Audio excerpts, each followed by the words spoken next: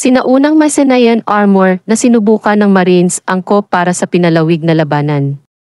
Ang isang sikat na Mycenaean suit of armor ay hindi lamang seremonyal, ngunit angkop para sa pinalawig na labanan, ayon sa isang pag-aaral na inilathala noong Mayo 22 sa Open Access Journal na PLOS ni Andres Flores ng University of Thessaly, Greece at mga kasamahan. Ang isa sa mga pinakalumang kilalang suit ng European armor ay isang 3,500 taong gulang na suit na natagpuan malapit sa nayon ng Dendra, ilang kilometro ang layo mula sa sinaunang Mycenae. Mula noong natuklasan ito noong 1960, hindi malinaw kung ito ay isang ceremonial suit o kung ito ay angkop para sa labanan. Ang tanong na ito ay may mahalagang implikasyon para sa pag-unawa sa pakikidigma sa Late Bronze Age Europe.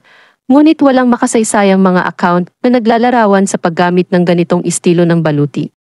Sa pag-aaral na ito, pinagsasama ng mga mananaliksik ang makasaysayang at eksperimentong ebidensya upang siya sa atin ang pagiging angkop sa labanan ng Dendra armor. Ang mga may akda ay nag-recruit ng 13 voluntaryo mula sa Marines ng Hellenic Armed Forces. Nilagyan sila ng mga replika ng Dendra armor at Bronze Age na mga armas at pinatakbo sila sa isang 11 oras na simulate na Bronze Age combat protocol. Ang combat simulation na ito ay binuo batay sa mga makasaysayang account mula sa Homer's Iliad kasama ang karagdagang physiological at environmental evidence upang lumikha ng isang approximation ng tipikal na dieta, aktibidad at manyobra ng Mycenaean military.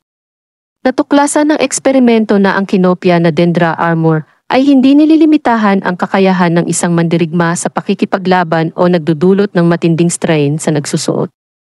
Iminumungkahi ng mga resultang ito na ang Dendra armor ay karapat-dapat sa labanan na nagpapahiwatig na ang malakas na epekto ng Mycenaean sa kasaysayan ng Mediterranean ay bahagyang dahil sa kanilang armor technology.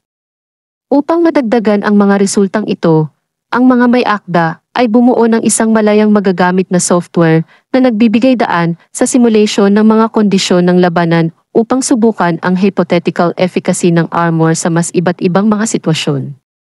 Ang karagdagang pananaliksik sa teknolohiya ng pakikipaglaban sa Mycenaean ay patuloy na magpapapaliwanag sa mga detalye ng Late Bronze Age at ang paglipat sa Iron Age.